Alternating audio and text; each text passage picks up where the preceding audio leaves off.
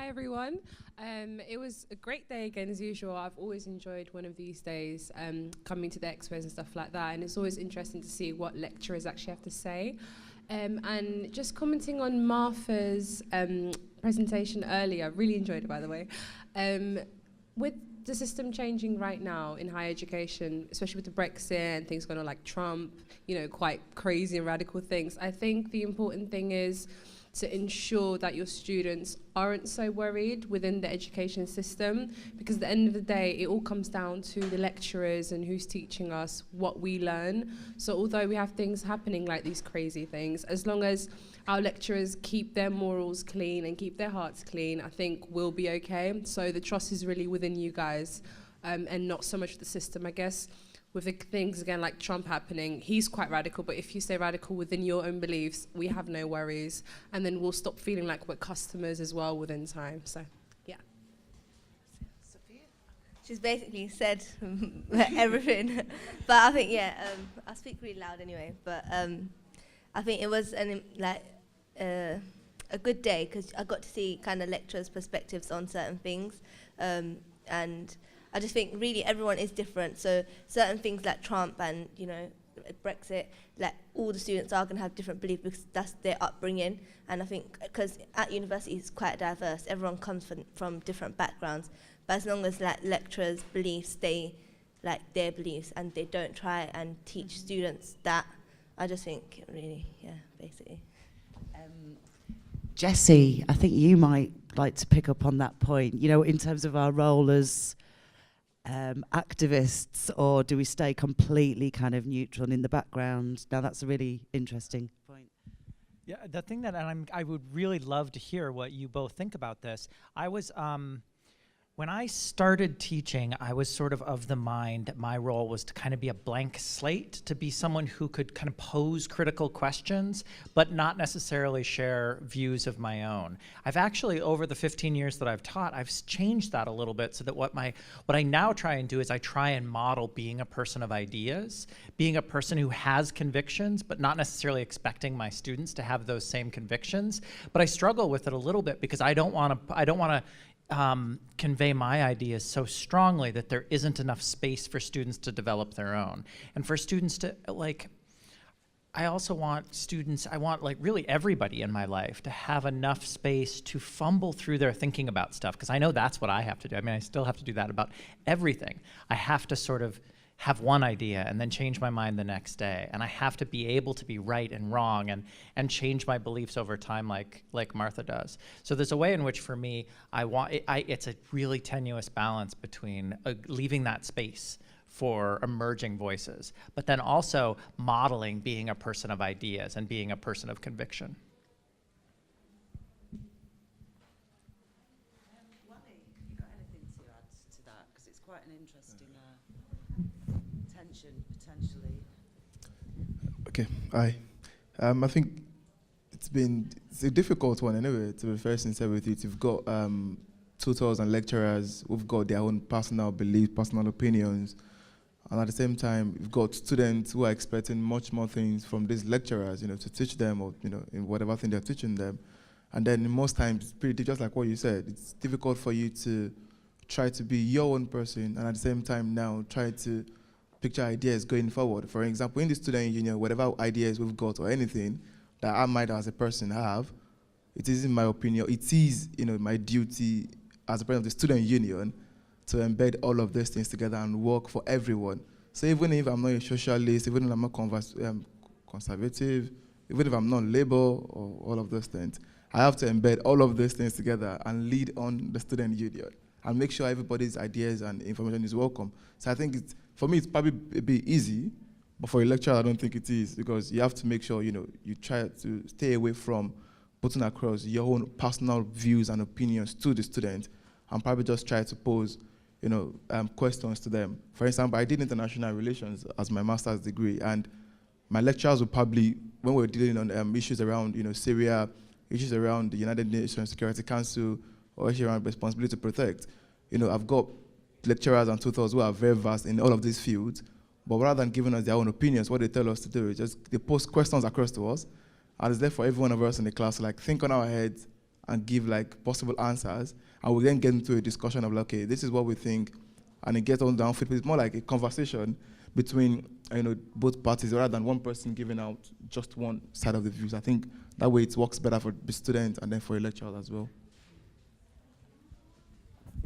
And just one brief thing, and then I'll hand it off to Martha. But the other thing that I struggle with a little bit is that I am an activist in my personal life, in my day-to-day life, and I do that work publicly. And so, to some extent, if students follow me on Twitter, while I don't bring it strongly into the classroom, if students follow me on Twitter, if students read my blog posts, there's no way that I can actually keep my activism from them. They know my personal views. And so it's about how do I model being the kind of activist I want to be, which is someone who has strong convictions but is also open to other people's ideas. So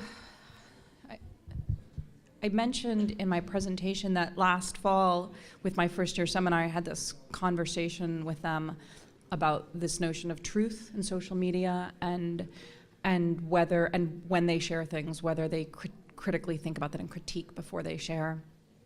And so what I didn't tell you is that I did not have that conversation this fall. And I kind of didn't realize I hadn't had the conversation until the election was over. And I still haven't had it. And I can give you all kinds of reasons why it hasn't happened, some practical. But if I'm being really, really honest, if I'm doing a real gut check, I will probably have to tell you that one of the reasons I didn't have it is that I was really nervous about teaching in this election cycle. Like, I was really nervous about how to walk that line with students, how to be respectful of different opinions, but also how to stand up for what I felt was important and right, particularly when it comes to something like, I think, a conversation we should be having with our students, which is what is truth and how do we share and where do these public perceptions come from and how is social media feeding into that? Like, those are all really important questions, the very questions that I'm saying we need to be grappling with our students. I think part of what we need to be able to do is we need to be able to know that there are certain values that are just they are what they are and they have to be what they are. And those are values about respecting people, respecting people's identities, respecting people's bodies, respecting people's ideas.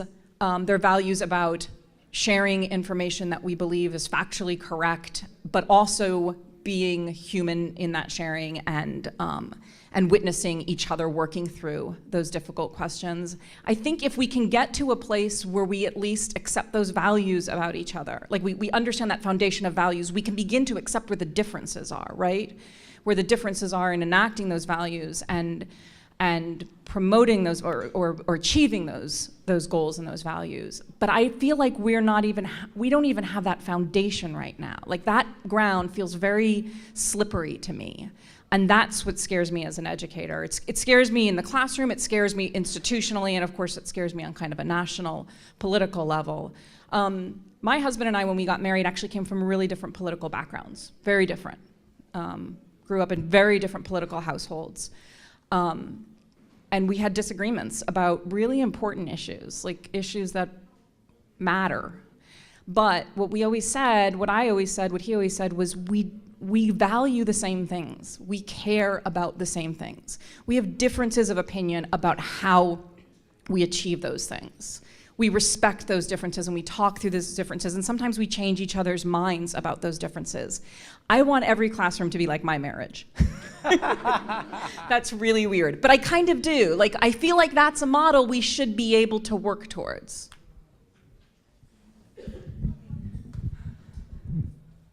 Okay, thank you. Now, I think Daniel's actually got a question. Is that right? Yeah. Actually, for everyone on the panel, today we have gathered here to rethink the institution, to rethink learning, and start to prototype some ideas for what the university of the future could look like. And my question is about the involvement of students and how we can involve students in this reshaping of the institution and learning. So for the students, for Wally, for Sophia, for Fardush, I have the question about how we could be better at involving students in this type of processes. So it would be great to have more students, and if you have any tips, that would be wonderful. For Lorraine, as Director for Education and Educational Strategies in the university, I would like to hear how, because I know there are routes for the universities to shape and inform the educational policies, and I would like to hear more about that. For Jessie and Martha, about how is your experience from the other side of the pond about involving students? Right, so blatantly cheating. I counted at least 3 questions. Tut tut. Right, so we'll take them in order. Right, Viktorija, Sophia, and Wally, can you tell us first how we can bring more students into our conversations? As in the conversation here right now, or About the university just generally? future, really, yeah. I think if we just keep on asking people questions and ask them their opinions and just get them to generally speak with each other, probably help that way. When we're in classes, from a student perspective, we don't really get to speak about these type of issues a lot anymore. I feel like maybe primary school and even secondary school we spoke about these issues, and then we sort of stopped in college, I feel, and then after that it just became about, you know, whatever you're doing and that's it. You go, I do business marketing myself right now, my 3rd year, and when I go to class we don't speak about things like this at all. We just go in, you speak about your dissertation, you do your work, and that's it. And you might not even know what someone else has to say. So I think just maybe bring in a more relaxed environment and have tutorials and actually get to speak to your students about these things probably will help, because I know that we're all here to study either for a master's or a bachelor's, but we can't just forget that things are also going around the world right now. We all need to be educated about that really as well. Yeah. I think when it comes to students' voice on education, you're more likely to get the students that actually want to go into the education sector that would actually give you feedback on like what you're looking for really, because like if somebody's studying engineering, he does not, like, you know, he's not really going to care much about the future of the education. He's going to care about the future of engineering. So I think it does, yeah. You have to find the right students that actually do genuinely have a passion for education.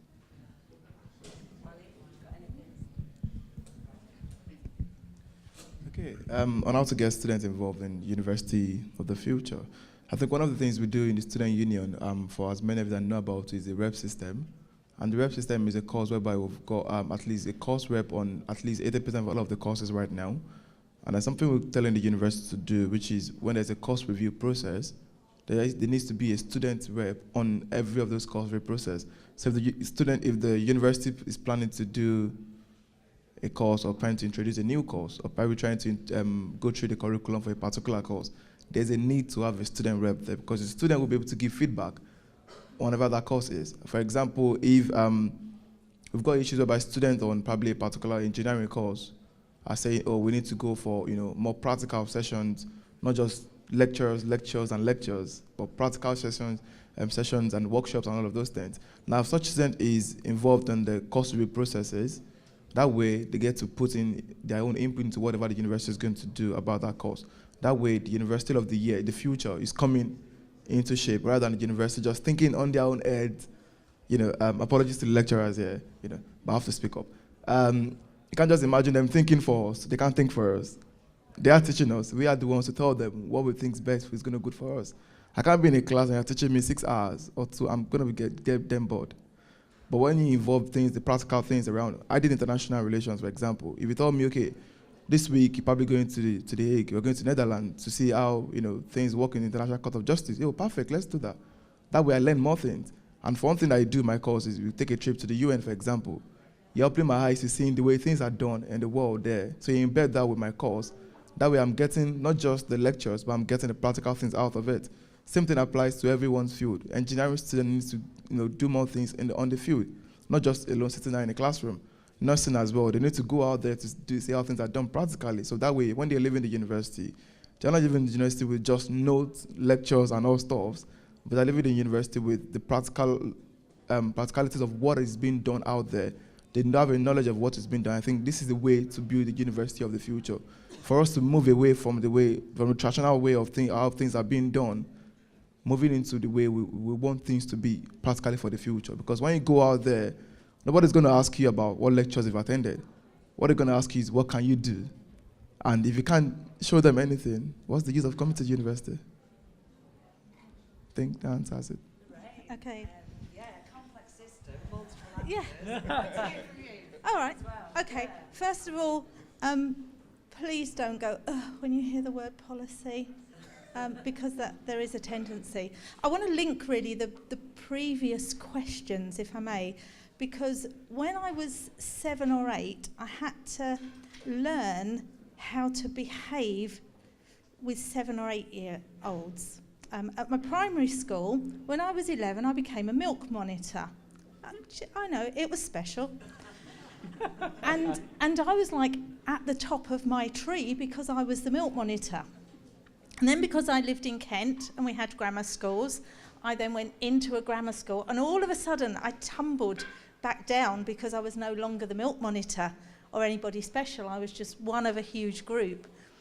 And then again, when I started teaching, computing was my background in teaching, I had to learn to be new and learn then to decide when we could start to challenge back.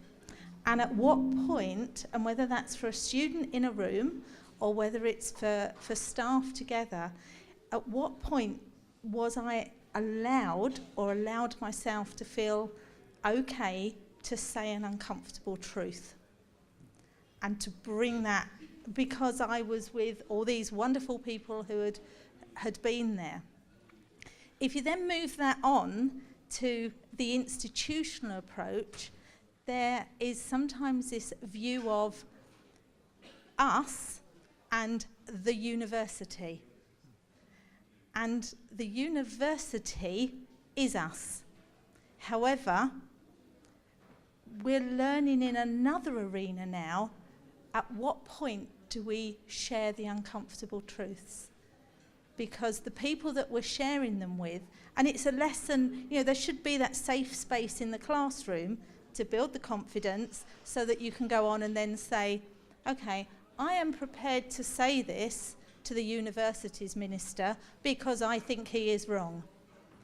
That is just as scary for a student to say to their lecturer, I'm not sure I agree with you.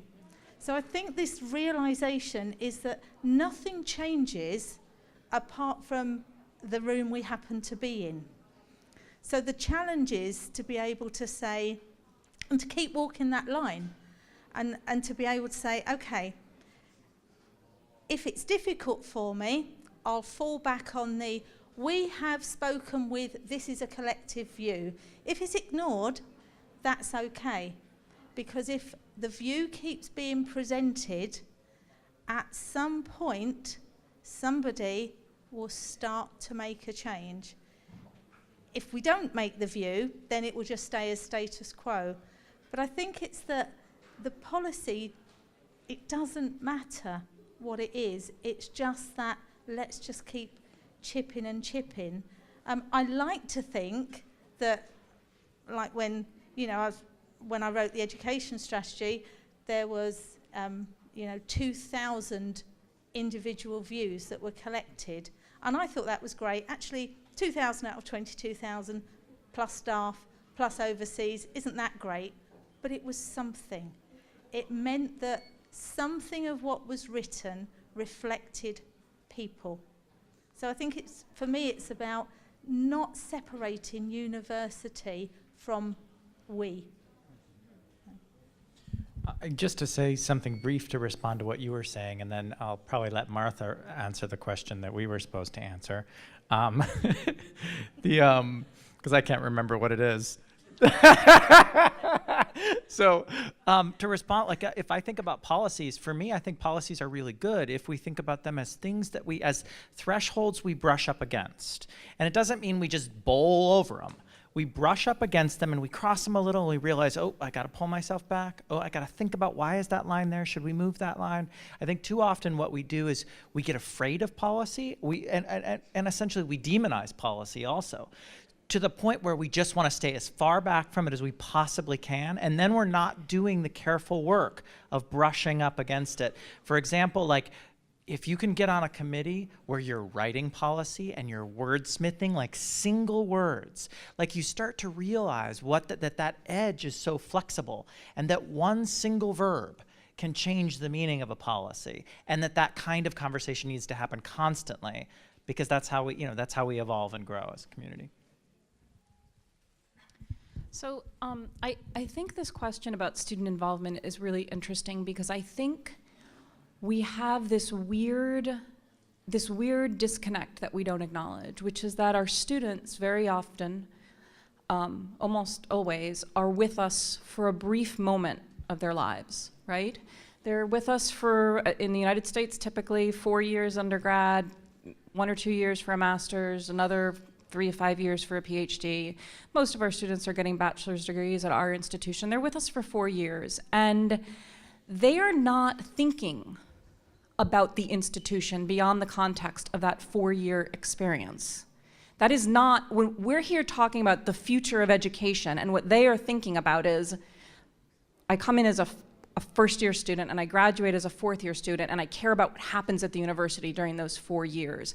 But that larger picture, that larger trajectory, we have a perspective on it because most of us have worked at our institution for years and we're invested in the institution in a different kind of way, not more deeply, but we're invested differently than our students are.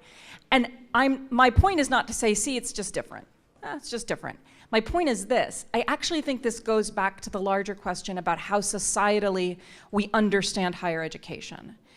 How often, when our students come to us that first year, do we actually talk to them about what this is? Like, what is this institution? Why does this exist? Why is it structured the way it is structured? Why do we have this administration, and what is it? Why are courses structured the way they are? Why do you need this many credits in order to graduate? What's the purpose? We all have absorbed ourselves the answers to those questions for so long that we don't even think it's something we need to talk about. It's something we need to express. So not only are and they're living out there in a world where they're not getting a clear story from us, as I was saying earlier, they're not getting a clear story from us from other venues about what a university is and why higher education matters. We're not telling that story. So they're coming here without having that story told to them. They just have a very personal goal in their mind, right? They want to go and they want to get a degree. And they have lots of different reasons for that. And then they come here and we don't talk to them about what this is and why it matters and why we're here and what our collective, what our community is. And then we're like, well, why don't you care about the future? Like, why aren't you participating in these how do we get more of you to care about the future?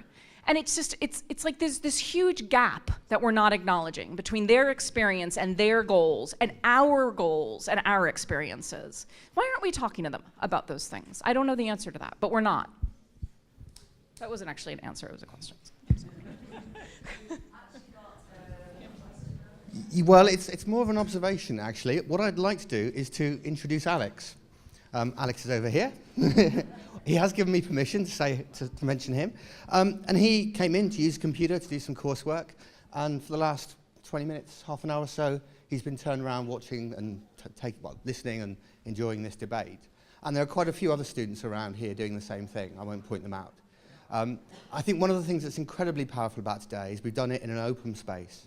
A place where Coventry University people are coming in, doing their studies, going about their everyday normal business. Some are in a rush, some have to just get things done.